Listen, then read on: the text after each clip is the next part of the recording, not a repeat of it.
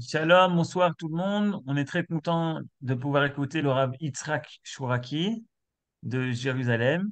Et pour Midrash Yehuda Manitou, vous allez nous parler aujourd'hui du Mizmor numéro 3, Mizmor Shalosh des Tehillim, qui est en relation avec la parasha de Vayetze, Bechavod.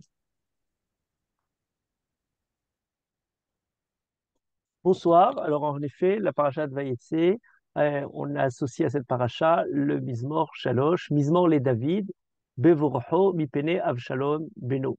Le Mizmor que David a écrit suite à l'affaire d'Avshalom, où après la révolte d'Avshalom, David est obligé de fuir de Yerushalayim. Et dans cette fuite de David de Yerushalayim, la tradition comment dire, associe la fuite ou la sortie de Yaakov de Be'er Sheva. Le Mizmor lui-même a en fait, comment dire, deux parties plus ou moins dans le Mizmor. La première partie, c'est la description des difficultés de David Ameller, des malheurs. Marabut Sarai Rabim Kamim Alai, mes malheurs sont nombreux. Nombreux sont ceux qui se lèvent, se dressent contre moi. C'est le Pasuk Aleph Bet Gimel.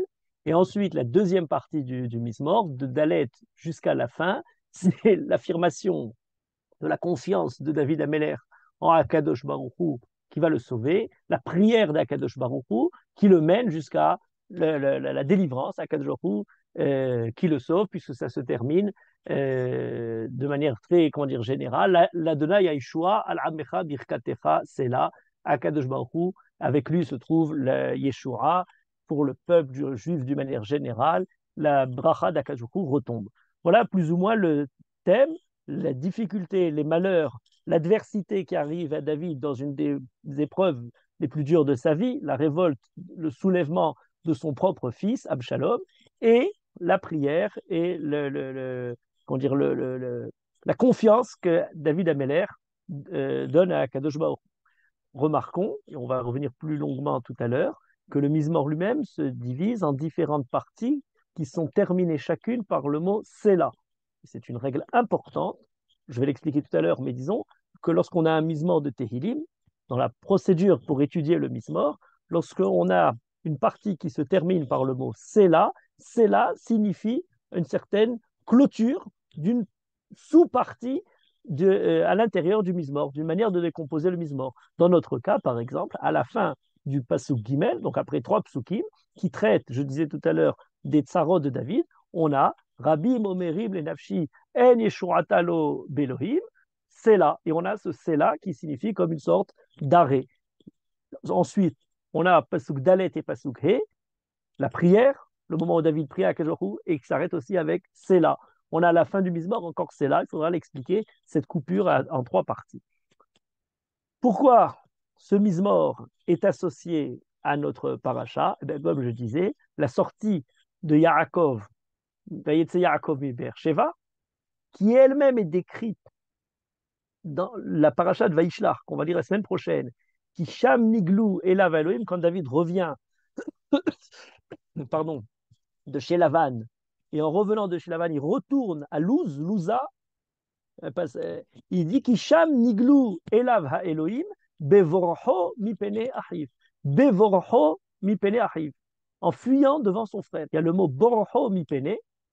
Eh bien, on a dans notre Mizmor, Mizmor les David, Bevorho Mipene Avshalom Beno. Lorsque David fuyait, cette expression Bevorho Mipene, fuir de devant un tel, devant son frère, devant Absalom, et n'apparaît dans toute la Torah qu'à l'occasion de Yaakov qui fuit devant Esav. Donc là, on a déjà quelque chose d'assez, comment dire, direct, par l'expression au niveau de la langue, on a le lien des deux passages, David qui fuit Yerushalayim et Yaakov qui fuit Beersheba. Mais on a encore d'autres thèmes du Mizmor qui sont presque évoqués, comment dire, associés à Yaakov. Ani shachavti ve'ishana, dit David Ameler, au pasuk Vav, Hekitzoti ki Hashem ismecheni. Ani shachavti ve'ishana, je me suis allongé pour dormir. Hakitzoti, je me suis réveillé, qui Hashem ismecheni, car Akadosh Baruch Hu me soutient. On va l'expliquer tout à l'heure plus longuement, mais on voit dans ce pasuk-là l'idée de Vaishkav, Vayalen Sham qui va à Shemesh, le fait de s'endormir, Vaishkav Bamakomaou, c'est Yaakov, Et à Kitsoti, c'est au moment où on se réveille, qui Hachem Ismereni, Akadosh Baruch Hu me soutient. Pour Yaakov, on a exactement la même procédure où il y a le fait d'aller dormir, il va dormir au coucher du soleil, va Ishkav Bamakom Haou, et ensuite va Yachalom Yosef, il voit le rêve, et dans ce rêve, il se réveille en disant je ne savais pas qu'Akadosh Baruch Hu se trouve dans cet endroit-là. Il a vu le soulam, l'échelle, avec Akadosh Baruch Hu qui se tient en haut de l'échelle, Nitzav Alav qui se tient au-dessus de lui. Voilà David Améler et Yaakov qui emploieraient deux formules reliées par la tradition pour les associer ensemble. C'est très intéressant. Pourquoi? Parce qu'à partir du moment où on a cette clé, ou en tout cas cette allusion qui nous fait voir dans la sortie de Yaakov et David quelque chose de parallèle, on peut creuser plus longuement. Yaakov et David Améler. Et notamment, encore un élément qui nous lie les deux, lorsque David Améler sort de Yerushalayim, fuyant devant Absalom, il est écrit Vayetse Hameler vechol beto beraglav. Et ça revient une deuxième fois dans le passage qui suit Vayetse Hameler vechol aram beraglav. C'est presque la même expression, comme pour accentuer, on le redit à deux reprises, alors qu'on aurait pu raccourcir tout ça en disant Vayetse Hameler vechol beto vechol aram beraglav. Le roi est parti avec sa famille, avec le peuple de Yerushalayim, avec lui. Et puis on aurait fait ça dans ce passage. Mais comme si on accentuait ce Vayetse Améler dans deux reprises différentes, et qui alors là, c'est dans l'autre sens. Tout à l'heure, on disait que lorsqu'il est écrit Bevorocho mipnei Avshalom, on a aussi dans la paracha Bevorocho mipnei Achiv. Ça, c'est dans la Vaishlar qui rappelle la sortie de Yaakov. Et là, c'est dans l'autre sens. Le Vayetse Yaakov mi Beersheva se retrouve chez David Améler, Vayetse Améler, à deux reprises, on a cette expression-là. Donc, c'est aussi cette même sortie, mais il y a un élément supplémentaire, c'est que David Améler sort presque, j'allais dire, aussi démuni que Yaakov. Ve David Olé bema'ale azetim, dit le pasuk, Olé au boché, verosh lo chafouy, veu holech yachef.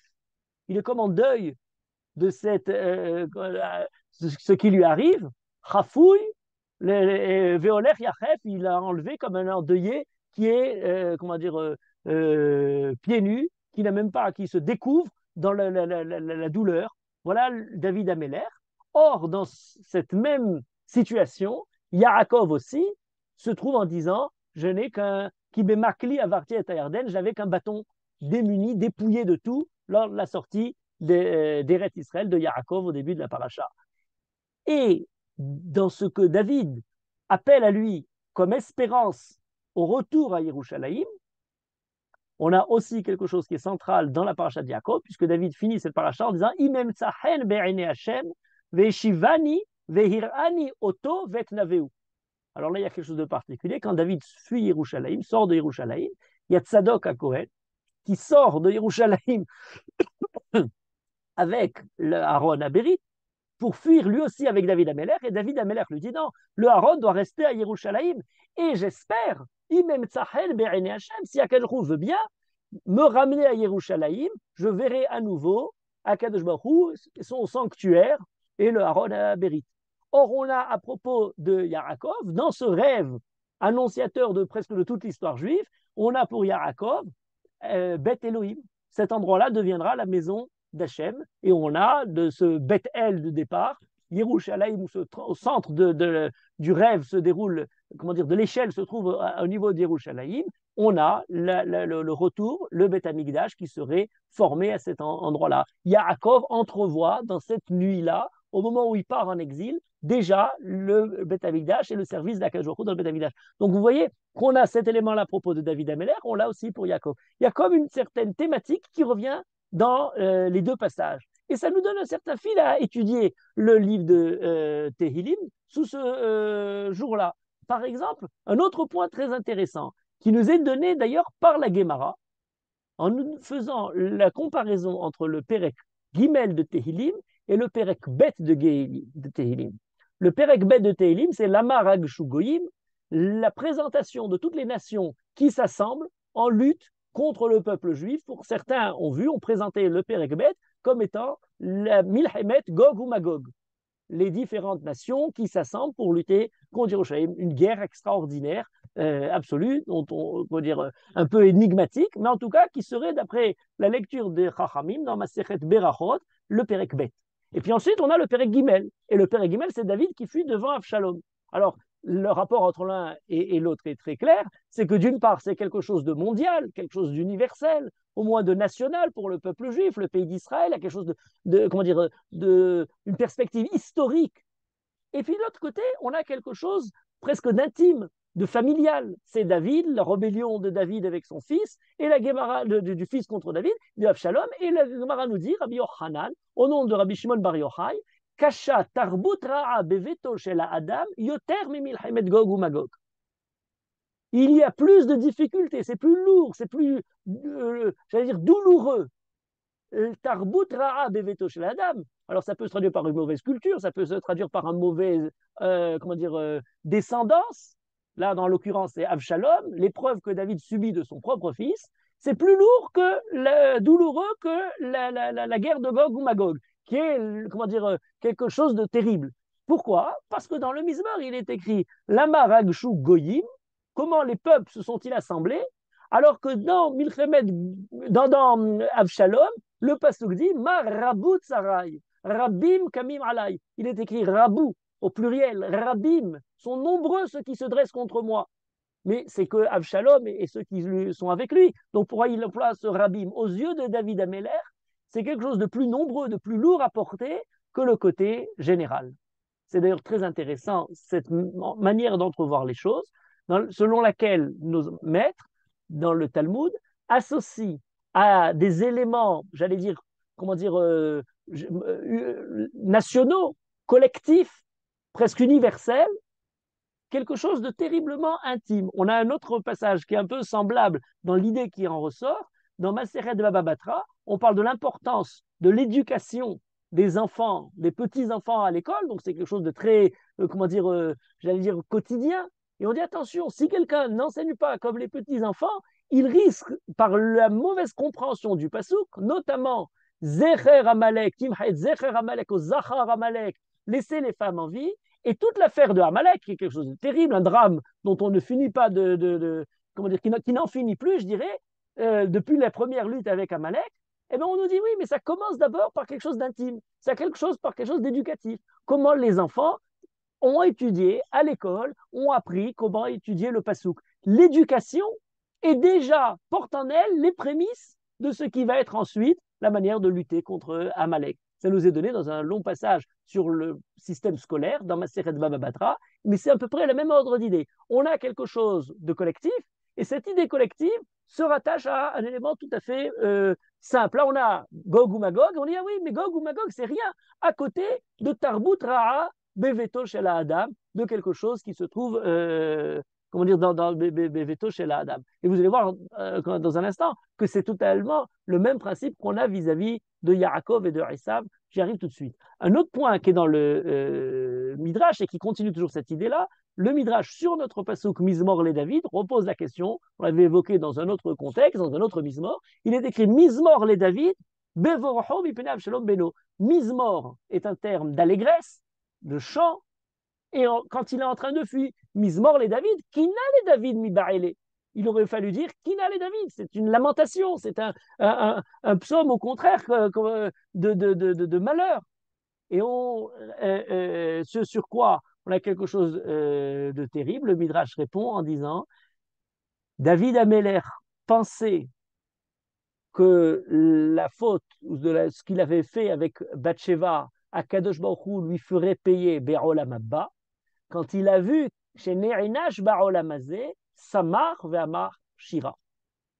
Et donc, en fait, il fait ce Mizmor les David en interprétant sa douleur actuelle, le malheur qui le touche dans la révolte de Avshalom contre lui, comme étant quelque chose dans lequel il y a une certaine responsabilité, vu Bathsheba. Et c'est très intéressant de voir ce que le Midrash nous enseigne à travers ça, c'est que suite à l'affaire de Bathsheba, eh bien, on a toute une série de catastrophes dans la vie de David Améler. D'abord, bien entendu, il y a la mort de l'enfant qui naît de cette union, qui est déjà un drame terrible. Mais ensuite, ça ne va qu'en s'amplifiant. On a l'affaire de Amnon et Tamar, le frère qui violente, qui ensuite viole même sa sœur. Avshalom, le frère de Tamar qui vient venger sa sœur en tuant Amnon. Et ensuite Avshalom qui se retourne contre David Améler. Mais c'est épouvantable. la fille, le fils, le viol, la mort, le coup d'État, enfin, sur tous les aspects, David Ameller envoie toutes ces choses-là. C'est quelque chose de terrible parce qu'en fait, on aurait presque à travers ça toutes les différentes dimensions, j'allais dire familiales, du malheur. Le fils qui meurt, le frère et la sœur entre eux, le frère et le frère, le crime, et ensuite le frère qui se révolte contre son père. On a l'impression que dans toutes les différentes directions qu'on pourrait toucher les potentielles relations familiales, eh bien, il y a quelque chose qui se détraque. Et ayant dit tout ça, on passe à Yaakov et Esav, et on ne peut pas voir dans Yaakov et Esav ne pas dire, mais oui, mais Yaakov et Esav, essentiellement, c'est écrit noir sur blanc dans la Torah, c'est même pas le Midrash. L'individuel, le particulier, le personnel se confond avec le côté national. Lorsqu'il est écrit Ul Om Mil Om Yematz, Shene Goyim Bevitmer, on nous dit ah non, Yaakov et Esav, c'est pas Yaakov et Esav, c'est le peuple juif et Édom. Et à travers Édom, c'est toute une civilisation qui est là derrière. Et il a différentes manières les Gilgulim de ce Édom, les différentes manières de métamorphose de Édom, on pourrait dire. On a une histoire familiale, une histoire entre frères, mais à travers cette histoire familiale, il y a un drame au niveau des nations, au niveau du peuple juif, au niveau de la Galoute et la Géoula, et l'histoire de Yaakov qui fuit devant Esav au début de Parashat Vayetse, bien entendu, n'est pas simplement Yaakov devant son frère, mais est la manière prémonitoire d'entrevoir le peuple juif qui part en Galoute. Toute la paracha de Vaïtse commence par la nuit, se termine dans une nuit. On a l'impression que Yaakov, toute la paracha, est dans une longue nuit, la nuit de Galoute. Et le retour de Yaakov à la fin de cette nuit pour revenir en Israël est le moment où il va enfin voir le jour, même si effectivement il a passé plusieurs années chez Lavan. On a dans ce Yaakov qui quitte en Galoute la prémonition pas simplement de sa propre Galoute, du peuple juif, on nous dit les malachim qui montent, les anges qui montent sur l'échelle, suivant une interprétation, ce sont les différents malchouyot, les différents royaumes qui montent et qui finalement redescendent, etc. On a le peuple juif qui se présente dans une vision de l'ensemble des nations. Vous voyez que ce qui était l'individuel, presque le plus intime, le rêve, eh bien, porte en lui quelque chose de collectif. Mais chez David Ameller, eh bien, c'est exactement la même chose. Il y a quelque chose qui comment dire, a trait au coup d'État, à quelque chose de national, le peuple juif divisé, etc. Mais dans la perception qu'a David Ameller, eh bien, il y a quelque chose de très intime.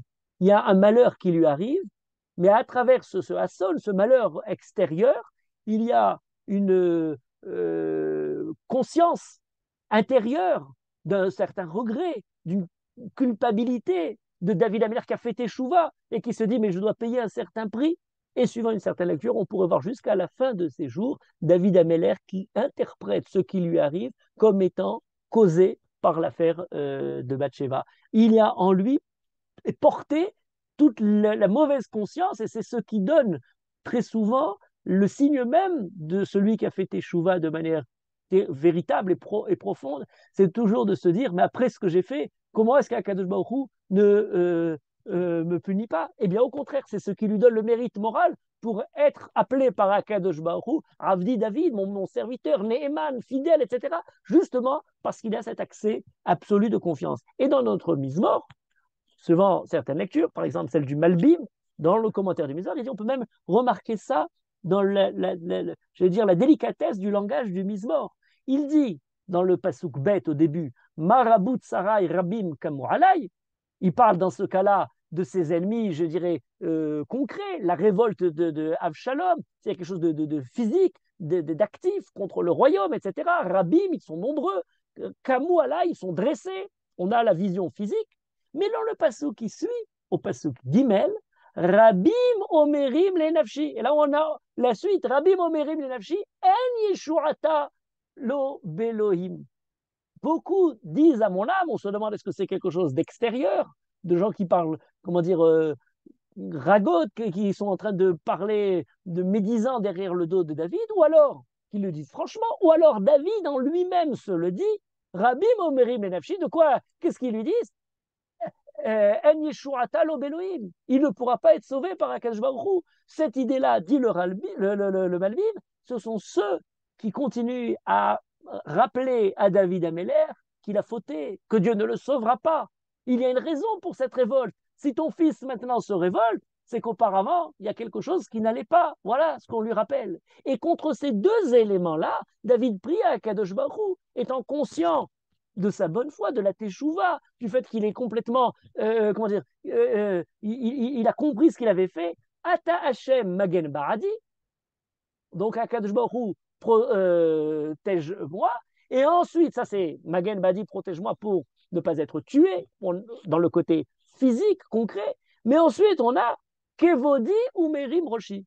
Et vous voyez que ces deux mots, ces deux parties du Passouk évoquent deux éléments différents. D'une part, Ata Hashem Magen Baradi, Akadosh Baruch Hu, protège-moi. Ça, c'est protège-moi dans l'action qui est en train de se dérouler, dans l'attaque d'Avshalom, dans cette révolte-là. Il a dû fuir, qui le ramène à Yerushalayim. Oui, mais il ne s'agit pas simplement d'avoir une victoire concrète. Il faut aussi Kevodi, mon honneur, ou Merim Roshi, que je puisse redresser la tête, c'est-à-dire contre mes fautes, contre ce que j'ai fait, et que je puisse en regarder, comment dire, laver tout blanc. Et en cette lecture de David Ameller, qui revient à nombreuses reprises, Ikim Roula Shel Teshuva, eh bien, il y a une question qu'on ne peut pas ne pas se poser lorsqu'on lit le début de la paracha de Vayetse, où Yaakov fuit Eret Israël en allant chez Lavan. Eh bien, Yaakov et Esav, il y a aussi un aspect concret, la haine de Yaakov et de Esav, le besoin de fuir, Esav va le tuer s'il reste là, Rivka l'envoie très loin, etc. Mais il y a aussi un aspect moral, presque spirituel. Est-ce qu'on ne pourrait pas poser la question, imaginer que Yaakov se pose lui-même la question au moment où il est obligé de fuir dans cette nuit, démuni de tout, abandonné, presque quitte ses parents et sa famille. Est-ce que je n'avais pas une certaine responsabilité dans tout ça? Est-ce que je n'ai pas provoqué d'une certaine manière? On sait que Yaakov ne voulait pas aller prendre la Beracha comme Rivka le lui demande. Il est pur, il est intègre. Comment tromper Yitzhak avec le vêtement? Oulai yeye moucheni avi. Il emploie ce mot oulai qui signifie j'aimerais bien être démasqué pour ne pas aller jusqu'au bout de cette affaire. Oui, mais quand il est allé jusqu'au bout, qu'il a pris la Beracha, que Esav revient et une haine, comment dire, presque éternelle de Esav pour Yaakov, est-ce qu'on ne peut pas imaginer que Yaakov se pose la question lorsqu'il s'endort ce soir-là? Eh bien, justement, est-ce que j'aurais peut-être pu faire autrement pour ne pas en arriver là? Et qui, d'une question, comme pour David Ameller, tout à son honneur, sachant bien qu'il est entièrement Ishtam Yoshevo Alim, entièrement pur. Et de la même manière, la suite du Passouk était quelque chose d'incroyable. Lorsque David Ameller, alors je reprends ces deux comment dire, affaires, David Ameller et Yaakov en même temps, un Passouk incroyable. David Ameller fuit devant Avshalom. Et il dit le Passouk suivant, le Passouk quasiment impossible. Ani shachavti veishana. Hakitzoti ki Hashem yismecheni. Shachavti veishana, je me suis allongé, veishana, je me suis endormi. Hakitzoti, je me suis réveillé, car Akadosh Baruch Hu me soutient. Mais comment peut-on aller dormir lorsque David est en train de fuir devant Avshalom, quand il ne sait pas ce qui va arriver? Mais on s'imagine impossible de fermer l'œil. Et de la même manière pour Yaakov, c'est quelque chose d'incroyable. Il arrive dans ce chemin, et je continue toujours dans cette lecture-là, qui les associe les deux ensemble. Vayal Sham qui va Shemesh, Vayishkav Bamakomahu. Il s'endort. Mais comment Yaakov réussit-il à s'endormir? Grande question qui ne peut faire que accentuer cette comparaison entre les deux. Et d'ailleurs, chez les Chachamim, on a deux lectures différentes de ce passouk. Pour David Ameller, on pourrait dire aussi comme pour Yaakov. Shachavti veishana. Alors, on a une première lecture, celle de Rashi, très intéressante, qui va complètement contre je dirais, le côté intuitif de celui qui ne peut pas fermer l'œil tellement qu'il est tracassé. Il dit Libi atum bedaga ou bepachad. Je suis tellement peur que je suis écrasé par cette peur, écrasé par le souci dans lequel je me trouve. Dans cette même lecture, Rabbi Yosef Hayoun, le grand commentateur de Lisbonne du XVe siècle, sur Tehillim, entre autres, et reprend cette phrase-là, Merov tsarot ke even domem, shachavti veishana, j'ai tellement de douleur, dit David Ameller, que je m'endors que even domem, comme une pierre complètement amorphe, sans aucune possibilité de me lever. Je perds toute force. Je suis complètement démuni des forces. Et ensuite, Hakitsoti qui Hachem ismecheni. Mais je me suis réveillé de ce souci, de cette douleur, de ce sommeil qui me permettait de fuir cette situation-là parce qu'Akadosh Baruch Hu me soutient. J'ai abandonné, dit Rashi, mon souci parce que j'ai cette confiance en Akadosh Baruch Hu. Rabbi Yosef Rayoun, dans cette même idée, dit Va kitsoti chazru akochot elai. Akadosh Baruch Hu est avec moi et je retrouve mes forces. C'est presque pas un endormissement de Yaakov, de David Améler, c'est presque un évanouissement. On pourrait imaginer qu'il est complètement tellement écrasé par ça qu'il ne peut même plus. Il a dépassé dans cette lecture-là le stade de l'inquiétude de la nuit dans lequel il est en train de veiller. Et deuxième lecture, qui reste dans le sens plus classique, elle dit Shachavti ve'ishana bevetar. Non, Shachavti ve'ishana parce que Hachem ismecheni. J'ai pu m'endormir, j'ai pu m'allonger, j'ai pu dormir et je me suis réveillé tranquille parce que je savais depuis le début que même dans ma douleur, Akadosh Baruch Hu est avec moi. C'est la lecture du Rav David Kimhi de Provence, le Radak, le Meiri, dans son commentaire sur Télim, dit exactement la même chose. Shachavti veishana bevetach u veshalom kadam shen lo pachad. Ve'eni nival be'akitzi ki Hashem ismecheni. Le pasouk de la confiance absolue dans Akadosh Baruch Hu. J'ai réussi à m'endormir parce que j'avais confiance en Akadosh Baruch Hu. La première lecture, je crois celle de Rashi, nous fait plus traverser le drame humain de celui qui va dormir, qui n'arrive plus, qui est complètement perdu dans cette épreuve. Et on peut imaginer que ces deux lectures-là pourraient être aussi adaptées à Yaakov. Mais ça va plus loin. Parce que si on voit David Améler, il a aussi dans d'autres psukim cette idée-là, dans lequel il dit, le Pérec suivant, Pérec Dalet au pasuk Tet, Beshalom Yardav Eshkeva Veishon.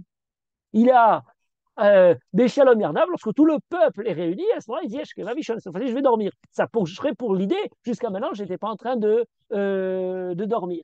Et d'ailleurs, ce qui est très intéressant sur cet élément-là, le sommeil par lequel qu'évoque David Améler et par lequel commence la paracha de Vayetse, c'est que dans la révolte de Absalom, on a deux conseils qui sont donnés à Absalom. D'un côté, le conseil de Ahitophel, et d'autre côté, Hushai Arki, qui est le serviteur fidèle de David, qui est parti un peu tromper Absalom en lui donnant le mauvais conseil. Et contrairement à ce qu'on dit aujourd'hui, la Haïtsa de Ahitophel était le bon conseil.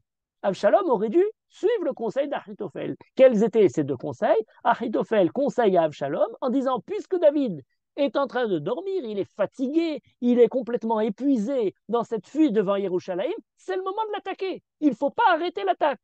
Grand conseil. On n'arrête pas une attaque quand on est près de quelqu'un, de l'ennemi qu'on peut toucher. Et Ahitophel, qui donnait le bon conseil, si Absalom avait attaqué David, eh bien David était perdu. Et on dit Minash Shamaim, c'est Akadosh Baruch Hu qui a donné la sagesse à Hushai Arki pour contrer ces conseils de Ahitophel après s'être infiltré chez Absalom et a gagné sa confiance. Il dit non, non, non, pas du tout. Tu crois que David est endormi? Loïchan veloyalin, il ne va pas dormir comme ça dans un moment pareil. Au contraire, il est en train de se préparer. Et si tu l'attaques maintenant, il est totalement prêt. Il vaut mieux le laisser continuer et reprendre l'effet de surprise. Et à ce moment-là, tu auras victoire de David Améler. Mais en fait, il aurait mieux valu l'attaquer maintenant, puisqu'on nous dit David Améler, Shachavti Veishana, et la Hatzah d'Achitophel aurait été la bonne. Absalom n'écoute pas Achitophel, écoute la conseil de Hushai Arki, laisse David continuer à fuir, et c'est comme ça qu'il n'a plus la victoire sur David Améler. Contrairement à ce qu'on dit aujourd'hui, Achitophel, on lui a donné le Haïtzat Achitophel pour parler d'un mauvais conseil, du conseil qui n'aboutit pas. C'était le bon conseil qui était mauvais pour David Améler. Et en tout cas, pourquoi j'évoque cet élément-là? Parce que c'est intéressant.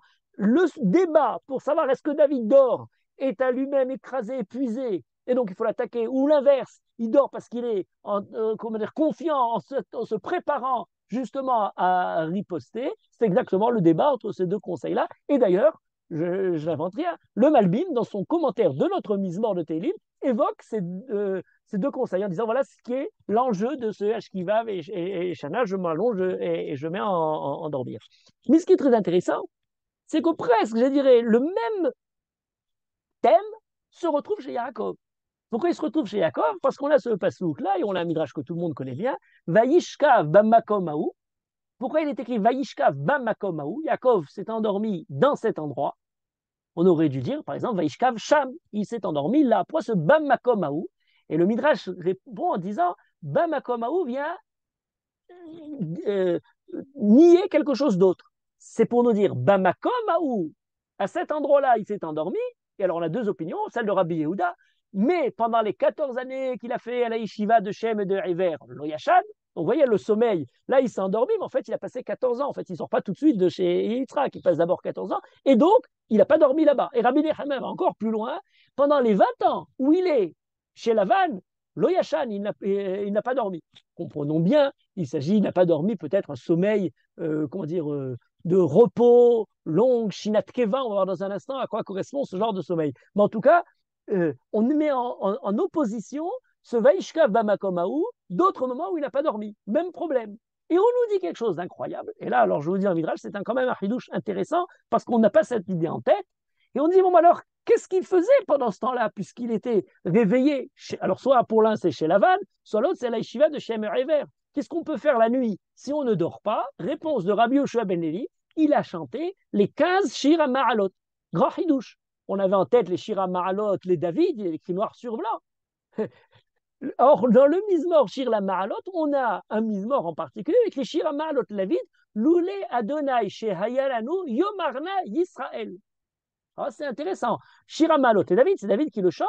Loulé Adonai Shehayalanu, si Dieu n'était avec nous, Yomarna Israël, dit Israël. Alors, on a toujours compris en se disant, c'est qui Israël? Ben, c'est le Ram Israël, c'est le peuple juif. Le Midrash dit non. Yomarna Israël, Israël Saba. C'est le grand-père d'Israël, celui qui porte le premier le nom d'Israël, c'est Yaakov. Donc, Shir Ma'alot est évoqué par Yaakov. Vous voyez, on a une association Yaakov et David. Et alors, dans le Midrash, ça c'est Rabbi Yoshua Ben Eli, Rabbi Shmuel Bar Nachmani, un des grands maîtres du Midrash, dit non, non, pas du tout. C'est pas les 15 Shir Ma'alot, trop peu pour nous. Tout le livre de Tehilim a été dit par Yaakov à ce moment-là, dans ses nuits de sans sommeil, comme il est écrit, Ve'ata Kadosh Yoshev Tehilot Israël. Yoshev Tehilot Israël, il y a l'idée de Tehilot, donc qui joue au Tehilot de David Ameller, Tehilim, et Israël, encore une fois, c'est pas Israël, les chants, les prières du peuple juif, comme on le comprendrait au niveau du Tchad. Non, Israël Saba, c'est Israël, le grand-père d'Israël, c'est Yaakov Avinu. Et voilà que d'une certaine manière, le Midrash nous met sur la voie d'associer David Ameller, encore une fois avec Yaakov. On a le problème des insomnies un peu, et à la place de dormir, dans cette insomnie, on a les télim qui arrivent. Le réveiller, comment dire, par cette insomnie, eh bien, il y a les sentiments les plus sublimes, les plus parfaits, les plus absolus qui se réveillent. Et du coup, on a des Shira Ma'alot et on sait, alors ça ne nous pose jamais trop de problème de dire David Ameller fait un misement, mais ce misement-là a été chanté par d'autres précédemment. Là, ça va un peu loin. Quand on dit Kol Sefer Tehilim, il y a quelque chose qui va un peu loin. Mais on comprend le sens de nos maîtres dans le Midrash, c'est d'essayer d'associer ce même élan de prière qui est donné dans le mismor, dans les mismorim de Tehilim, qui se rapproche de David Ameller, de Yaakov Avinu. Alors après, on dira tout le livre, les 15 Shiramalot, on est dans le détail, mais dans l'idée, elle est très importante, et j'irai, elle va même plus loin, elle donne peut-être du sens au sommeil. Le sommeil est le moment dans lequel on perd justement le contrôle, lorsqu'on arrive dans une situation au contraire, le repos, on est toute la journée dans l'action, l'activité. La nuit est le moment où justement il y a cette sérénité.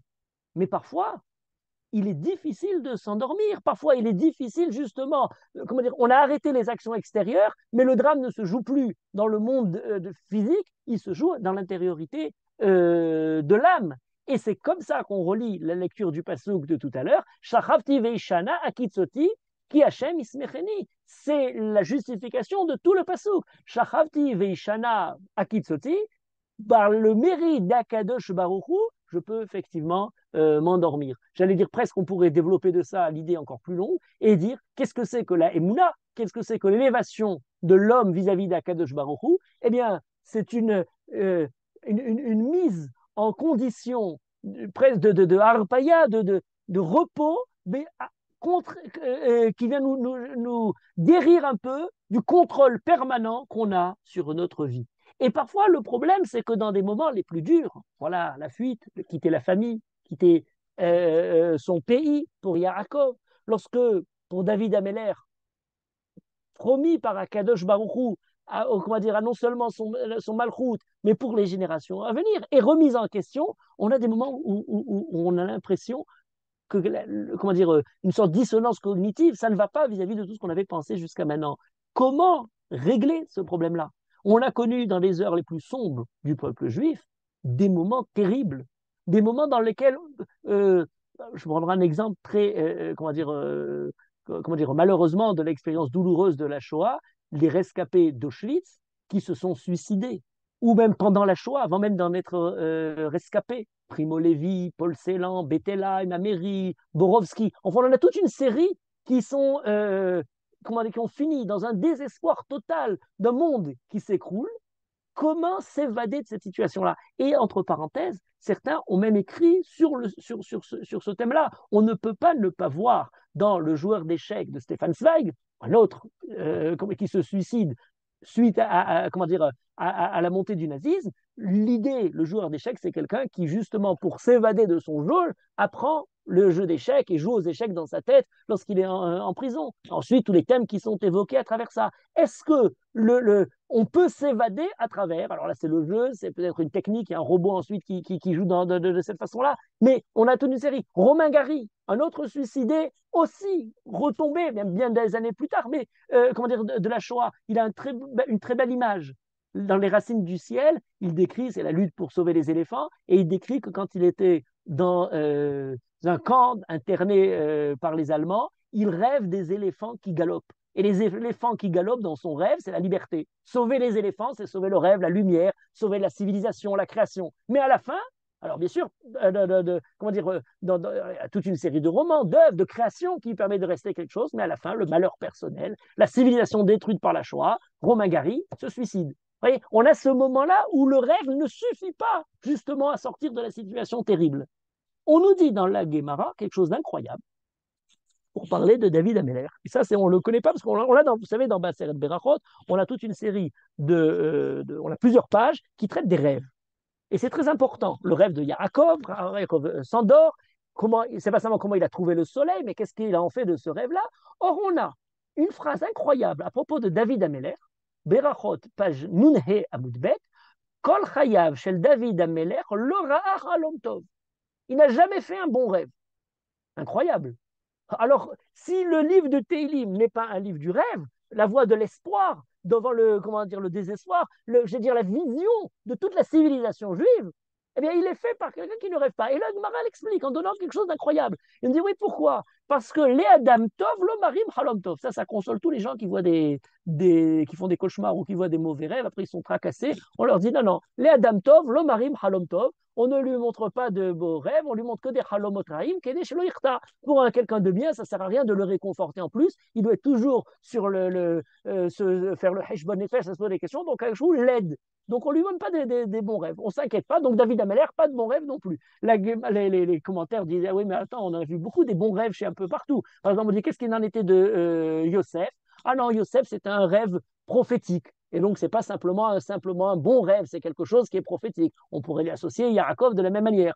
Et, comment dire, et puis certains donnent, le Noda Biouda, dans son commentaire sur la Guémara, là-bas dit, oui, et même un rêve prophétique, on le fait quand on a besoin pour l'histoire. Donc, pour Yaakov, Yosef, c'était nécessaire. Puis on dit, mais c'est quoi cette idée que David Améler n'a pas fait de rêve toute sa vie, n'a pas fait de bons rêves, alors qu'on a de notre côté un pasouk, Loteune elechara.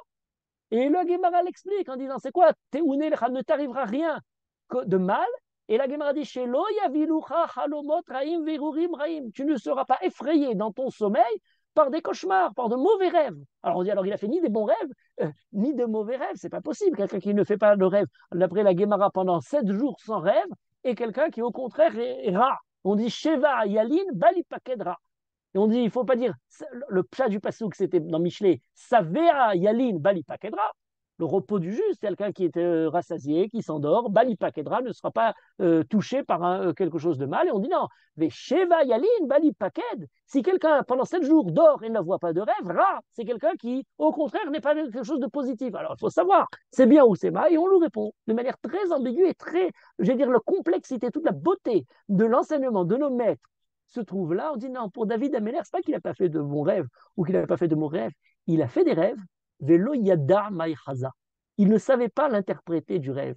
L'homme, celui qui rêve ne fait pas de Chalom Tov parce que le rêve garde son ambiguïté, garde pour lui le désir, le besoin, un, d'être interprété, deux, d'être toujours sur le qui-vive, à l'affût, à se demander comment se conduire, comment aller. Il n'a pas le rêve qui leur assure, bon ça va, tout va bien, on peut continuer, l'affaire est bonne, et un jour tout d'un coup la catastrophe le touche. Et un jour dans son moment où, comment dire, il est réveillé de ses rêves en ayant la terrible réalité, le, comment dire, épouvantable, l'horreur qui déferle à ses portes. Voilà comment pour un homme juste, il n'y a pas cette fuite dans le rêve. Mais on a quand même quelque chose d'important qu'on nous dit.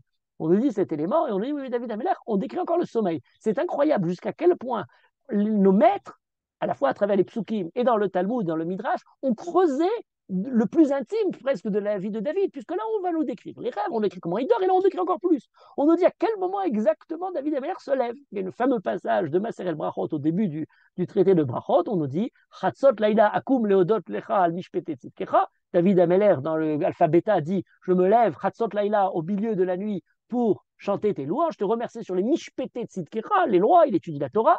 Et on nous dit, Rabbi Oshaya, de toute sa vie, David n'a jamais passé le minuit sans endormi. Il se réveille toujours au moment de minuit. Il y a d'ailleurs tout un stratagème, un mécanisme particulier qui lui permet de se réveiller à minuit. Ça, c'est l'opinion de Rabbi Oshaya. Et puis Rabbi Zira dit non.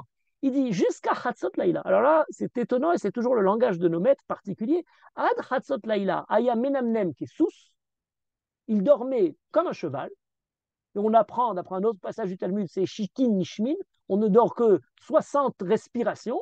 Mikan Ve'elar, à partir de minuit, Midgaber Kari se lève comme un lion dispo, comme ça. C'est quoi cette histoire du cheval qui dort jusqu'à minuit, il dormait un assoupissement un peu léger comme le cheval. C'est quand même intéressant parce qu'on sait que le cheval a certaines caractéristiques, notamment c'est de dormir debout.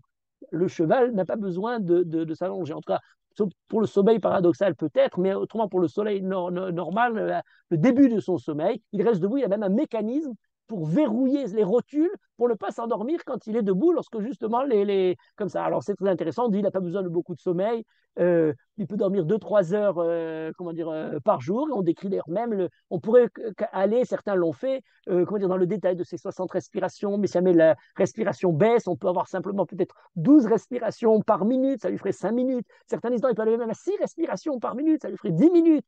On aurait un certain temps comme ça. Peu importe ce domaine-là, l'essentiel, c'est qu'il s'agit comme le cheval d'un côté et le lion de l'autre côté. Et le Rav Kook a une explication merveilleuse. Il dit la force du cheval par rapport à la force du lion est très différente.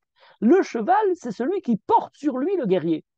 Le lion, c'est celui qui justement est lui-même comment dire, porte en lui la violence. Lorsqu'on compare au lion, eh bien, on compare au lion qui est celui qui combat, qui rugit, qui attaque. Alors que lorsqu'on parle du cheval, on parle du cheval qui porte quelque chose. Et bien il dit jusqu'à Hatzot, David était porté. Porté par quoi?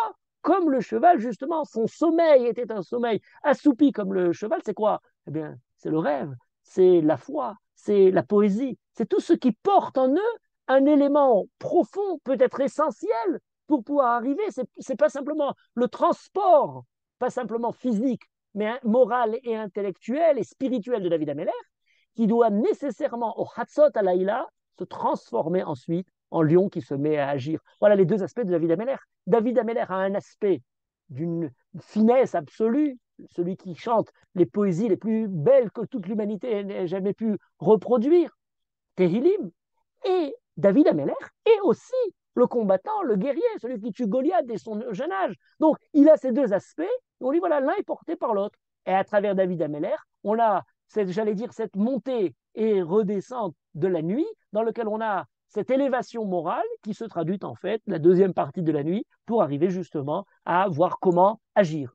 Et ces deux éléments-là sont eux-mêmes traversés par un mot. Je l'évoquais tout à l'heure et je crois qu'il faut y arriver maintenant parce qu'il est important. On le dit très souvent, on le dit dans le Télim tout le temps, on le plante même dans la Tefila, dans la Hamida et on ne sait pas toujours qu'est-ce qu'il vient dire ou qu'est-ce qu'il veut dire. Certains d'ailleurs ont dit non, il veut rien dire. C'est facile pour éliminer le problème, c'est le mot c'est là. Vous avez c'est là qui arrive des fois à des mots dans ce pasouk, dans notre Pérec. On l'a 3 reprises, il arrive le mot c'est là. Ça veut dire c'est là, c'est la fin. Voilà, on arrête, etc. Alors, tout le monde n'est pas d'accord là-dessus. Par exemple, certains disent le Targum Yonatan, donc le Targum de Teilim, d'araméen, qui est, comment dire, au niveau de l'antiquité de l'explication et parmi les plus anciennes, nous dit la chose suivante. C'est quoi ce c'est là? Eh bien, ça veut dire Nanetzar, les Tabid, les Olam Vaed, c'est là. C'est là, on l'emploie à la fin pour dire et pour l'éternité. C'est qu'une manière comme ça. Ça ne marche pas tout le temps. C'est pas quelque chose qui te permet tout le temps d'associer l'idée justement du temps. Le Gemara nous dit un peu la même chose. À chaque fois où il est écrit Nessar, Sela, Vaed, ça veut dire qu'il n'y aura plus d'arrêt. Nessar, Sela, Vaed. Dans Maseret et Rouville, on a cet élément-là. Donc, Sela, première idée, le côté continu vers l'avenir. Le problème, c'est qu'on a des psukim où ça marche beaucoup moins bien. On a où ça marche très bien. Par exemple, dans le Mizmor qu'on va dire demain matin, dans le Mizmor de Yerushalayim, du Yom Sheni, Ka'asher shama'nu ken ra'inu be'ir Adonai, Elohim yechonenea ad olam sela. Comme nous avons vu les merveilles qui se trouvent à Yerushalayim, et on prie en disant Elohim yechonenea ad olam sela. Yechonena ad olam sela, quelque chose, yechonen ota Yerushalayim ad olam pour l'éternité. C'est bon. Oui, mais on a d'autres passages. Par exemple, quand on dit Betzardecha bishimon sela. Betzardecha bishimon sela, c'est quand Akadosh Baruch Hu était accompagné les Bnei Israël dans le désert, dans la désolation du désert.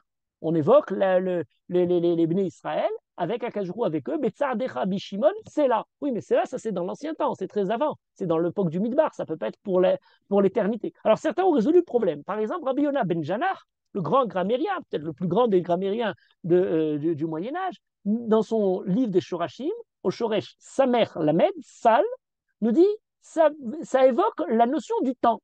Soit le temps pour les Olam, pour l'avenir, soit alors le temps dans ce qui est passé. Oui, mais la différence, c'est que pour l'avenir, c'est continu, alors que pour les passés, c'est totalement achevé. Il enseigne une notion de temps, comme on voudrait, comment dire, on pourrait imaginer qu'il y a un mot qui concerne 2 dimensions différentes du temps.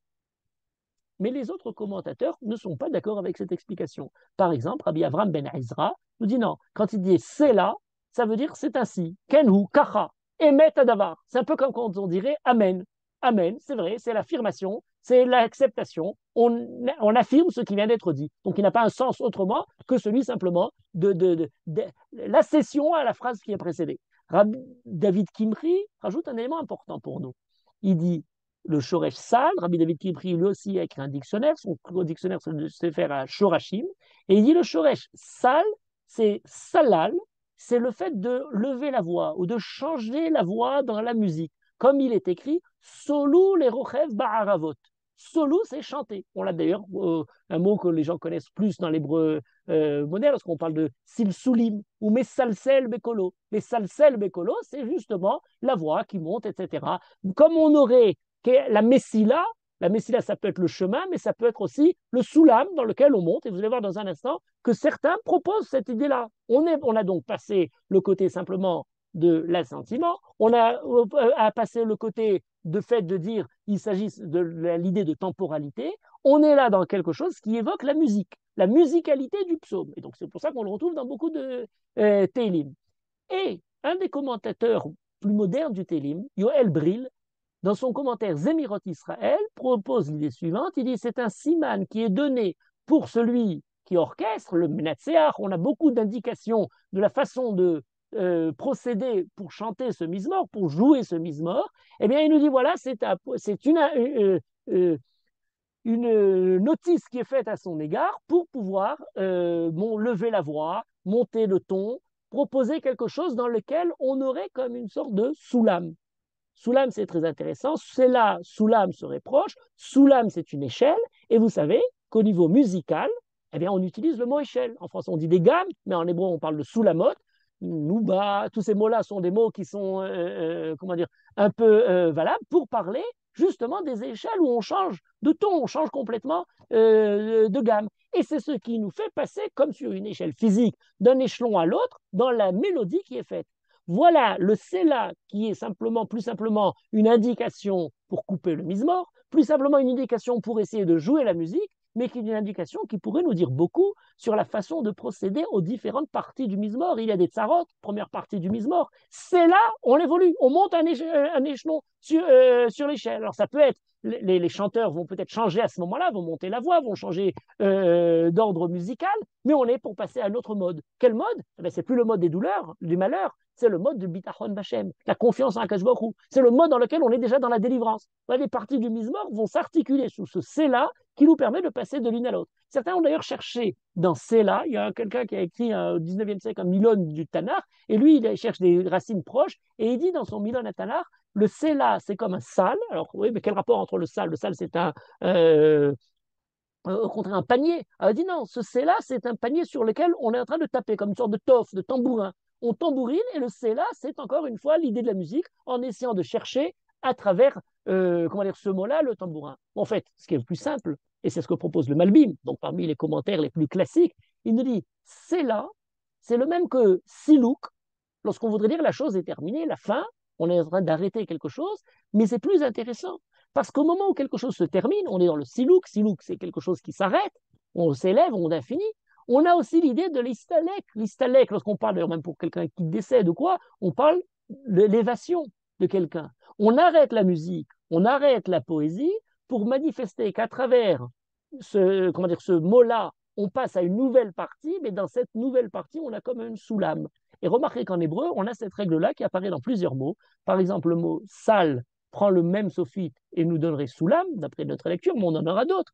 Hen, hinam, Oui, même thématique. Le hen, la grâce, hinam, ce oui, qui est gratuit. Et donc, entre gratuit et grâce, on a la même idée. Tsel, tselem, ce qui est à l'ombre, et tselem Elohim, le tselem d'Hachem, même idée. Pag, pgam, quelque chose qui est pas, qui est complètement terminé, et le pgam, quelque chose qui est un défaut. Noach et Nachem, Yenachameni, on a la Nechama. Roul, Elem, un bébé et un jeune homme, avec le même sophite. Donc le même sophite se rattache à ces deux premières lettres pour rester dans un même champ sémantique. On a Sal, qui nous donnerait justement cet arrêt, on a Soulam, on a Sela, toutes ces idées-là sont un peu les mêmes. Et là, notre Mizmor prend trois parties, j'allais dire presque parfaites, du Passouk Aleph au Passouk Gimel, c'est les malheurs, c'est là, on passe à un deuxième niveau. Le Passouk Dalet et le Passouk E, la Tefila, c'est là, Passouk Vav, Passouk Tet, c'est la confiance en Akadosh Baruch Hu et la délivrance d'Akadosh Baruch Hu. Et cette idée-là nous rattache de Yaakov, puisque Yaakov, s'il y a échelle, s'il y a Soulam dans la Torah, c'est bien le Soulam de Yaakov. Or, vous remarquerez quelque chose de très intéressant. J'ai fait la recherche et c'est un peu surprenant même. Dans le livre de Téhilim, il y a 7 chapitres où il y a dans le même chapitre Yaakov et Séla. Et il y a 6 autres chapitres dans lesquels il y a, dans le même pasouk, Yaakov et Séla. Et on le répète très souvent. Zedor Dorshav, Mevakshe Panecha, Yaakov, Séla. Adonai Tsevot, Rimanu, Misgavranu, Eloé, Yaakov, Séla. Les mêmes deux mots suivis. Et on en a plusieurs. Et Geon, Yaakov, Asheraev, Séla. Ça, c'est pas totalement collé l'un avec l'autre, mais c'est le même pasouk. Haazinu, Elohé, Yaakov, Séla. Yaakov se rattache de Séla. Donc on a quelque chose de très intime entre ce Séla musical, ce c'est-là de l'idée, ce soulam qui nous permet d'accéder plus haut, et Yaakov. Et Yaakov et David, si maintenant on les reprend alors d'une manière plus, j'allais dire, au-delà du Mizmor, au-delà de ce moment, de cette image, on a isolé la révolte d'Avshalom, Yaakov qui sort de Beersheba, mais on reprendrait avec une perspective plus longue, on a beaucoup d'éléments qui rattachent le personnage Yaakov et David Améler. Je vous en donne simplement quelques-uns. Les deux sont des bergers, eux-mêmes. Les deux sont le petit frère contre les frères qui ont précédé. Il y a une sorte de tension entre les frères. Et cette tension-là se retrouve aussi entre les enfants. Quelque chose d'assez intéressant. On a, bien entendu, David Améler, le dernier, qu'on n'imaginait même pas par rapport à ses frères, mais ensuite, on a Shlomo, Adonia, Avshalom, c'est le sujet dont on parle. Les enfants eux-mêmes sont en dispute contentieux interne. On a Yosef, on a Yaakov par rapport à Esav dans un premier temps, mais ensuite on a Yosef vis-à-vis des frères. On a presque ensuite Ephraïm et Ménaché, deux frères, on ne sait pas ce qu'ils s'entendent, comment les faire s'entendre. On a le problème qui se trouve à la deuxième génération. On a pour les deux une grandeur qui s'élève sur une base d'épreuves terriblement difficiles. pourchassés, poursuivis par le frère, par Shaoul. Deux qui ont une force extraordinaire. Pour Yaakov, soulever la pierre du puits, on la voit à ce moment-là. Pour David Améler, le jeune, il a tué un lion, un ours. Les deux ont des démêlés avec le beau-père. Pour Yaakov, c'est Lavan. Pour David Améler, c'est Shaoul. Et on a pour les deux la bracha ou faratsta yamavakenma ou faratsta. Pour Yaakov, elle est donnée au début de la paracha, et pour David Améler, la archava du malchut, le fait que le malchut va finalement se développer. Et on a d'ailleurs quelque chose d'encore plus intéressant, c'est que même quand il gagne la bataille, même quand il gagne finalement, quand il revient triomphant, eh bien, il reste dans un esprit pacifique et ne veut pas se venger de ceux qui lui ont voulu du mal précédemment.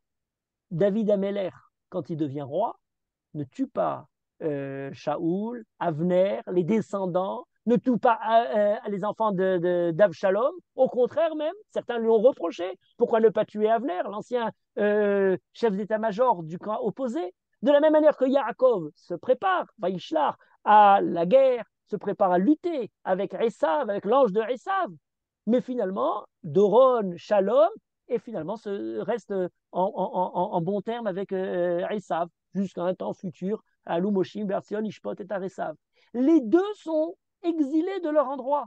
Ils sont comme une sorte, dans leur manière de vivre, chassés du lieu de départ, et bien comme s'ils figuraient le peuple juif qui est au long de la galoute, comme je disais tout à l'heure, Vayetse, la grande paracha de la galoute. Il y a des anges qui montent, des anges qui descendent. C'est les anges qui quittent Israël, qui rentrent pour la galoute. C'est la galouillotte pour accompagner Yaakov dans les différents exils du peuple juif. David Ameler aussi, qui a le Mamlacha, qui restera Meshiach Hashem, Zera David Avdi, mais en attendant, il y a encore cette galoute. Son propre royaume, et lui-même déjà, n'est pas dans l'immédiat, dans l'idée de continuité. On est encore dans l'attente de complément, de retrouver le maillon qui nous rattache à cette longue lignée de David Ameller. C'est là, Stolou manifeste l'Afsaka, le moment dans lequel on s'arrête, mais au moment de l'Afsaka dans le Mizmor, quand on dit c'est là, il y a le Soulam, on s'élève dans la gamme, dans la musique, pour essayer au contraire, pas simplement par la musique, essayer de toucher quelque chose qui va au-delà de l'histoire présente, de l'histoire actuelle. Dans cette coupure, dans cette brisure du Mizmor, de la parole de David Ameller ou de Yaakov, il y a quand même un soulam, il y a quand même une échelle qui est là pour justement nous élever. Et vous remarquerez qu'on dit dans la Tefila, et c'est très intéressant parce que on le dit et les gens ne se rendent même pas compte. À deux reprises, dans la Tefila de l'Amida, on dit un Sela en plus, ou en tout cas qui devrait un mot qui ne veut plus rien dire. Ugdoshim bechol yom yalelucha sela. On dit Ugdoshim bechol yom yalelucha sela. Au milieu de l'Amida, dans le Birkot, Shevach d'Akadosh Baruch Hu. Ve'al kulam itbarach, à la fin de l'Amida, vechol hachaim yoducha sela. Pourquoi on met ce sela au milieu tout d'un coup? Dans la Birkat Shevach et dans la Birkat Odaa. On commence d'Amida, on arrive à la Birkat Hodaa.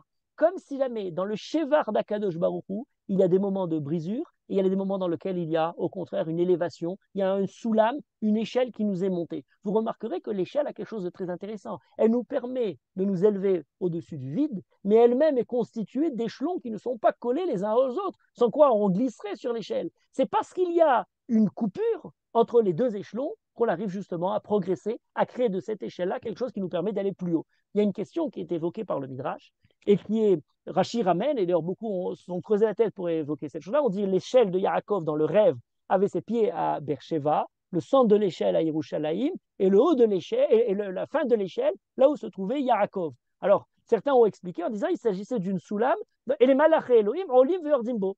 Alors, il y a un pirouche moderne, du Rav Medan, qui dit ils montaient d'un côté, c'était pas une échelle qui était d'un coup, c'était une échelle qui était faite de cette forme-là, avec Beersheba dans un pied, Yerushalayim en haut et Bethel de l'autre côté. Et donc les malachés Elohim Olim ve'ordimbo, ils montaient sur l'échelle et redescendaient, et Yaakov montait là. C'est une explication originale.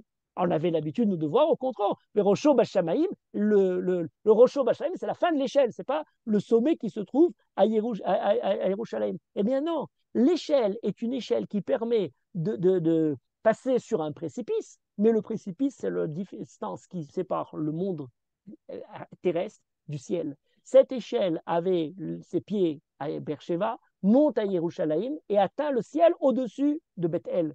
Cette échelle est celle qui permet d'essayer d'associer la coupure par excellence de l'homme et d'Akadosh Baruch Hu, de l'homme et de tout ce qu'il y a de spirituel.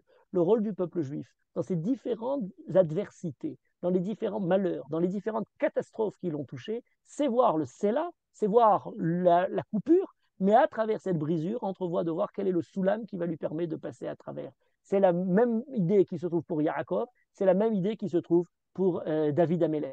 Je terminerai juste par un midrash, un passage de Gemara très intéressant, qui est un peu surprenant. Dans le Masechet Sota, on décrit l'affaire des Meragelim. Et dans l'affaire des Meragelim, on nous décrit aussi comment Vaya Has Kalev et Ta'am. Kalev a essayé de faire taire le peuple. Qu'est-ce qu'a dit Kalev pour faire taire le peuple lorsque les Meragelim avaient déjà chauffé le peuple contre Moshe? Alors il a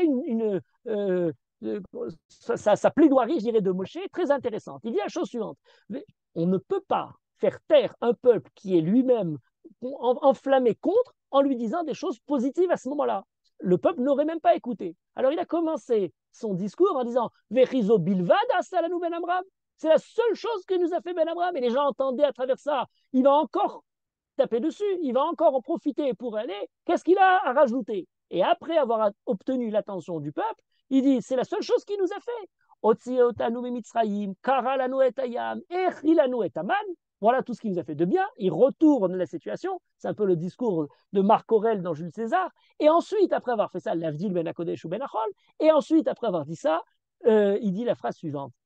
Après avoir fait Moshe, après que Moshe nous a fait Otzianu Mimitzraïm, Karalanu etayam, Echilanu etaman, on est donc maintenant pour entrer en Israël. Im yomar lanu. Et là, remarquez la phrase incroyable qui est surprenante parce qu'on dit qu'est-ce que ça vient faire au milieu. Im yomar lanu, rasu sulamot ve'alu la rakia, lo nishma'lo. Si Moshe nous demandait de prendre des échelles et de monter dans le ciel avec des échelles, est-ce qu'on ne devrait pas l'écouter? Alors, dans un premier sens, après, même s'il nous demanderait quelque chose d'impossible à faire, c'est de dresser une échelle et d'essayer de monter sur l'échelle. Après tout le bien que Moshe nous a fait, on devrait le suivre, même s'il nous demandait quelque chose de totalement absurde. À plus forte raison, quand il nous demande simplement de rentrer en Israël et pas de faire quelque chose d'infaisable. Mais peut-être on pourrait lire, et il y a une fameuse lecture d'Emmanuel Levinas où il propose cette lecture-là, lorsqu'il dit si Moshe nous demandait de prendre des aisselles pour monter dans le ciel, c'est peut-être la définition même du fait de monter en Israël. Le peuple juif ne rentre pas en Israël pour rentrer prendre possession simplement d'un territoire, bien sûr d'une géographie et d'un pays terrestre. On n'a pas vocation à être des juifs qui vivent dans un monde éthéré, de galoute, totalement purs esprits. Bien sûr un territoire, mais peut-être la vocation finale du peuple juif, c'est de prendre possession de ce territoire pour y dresser des échelles sur lesquelles ils pourront atteindre le ciel. Et même les gens qui avaient vidé le ciel du maître du monde ont continué quand ils ont créé des kibbutzim, quand ils ont créé un pays qui voulait être une image, un modèle moral pour l'ensemble de l'humanité, à dresser des échelles pour continuer à monter et à gravir pour atteindre ce ciel.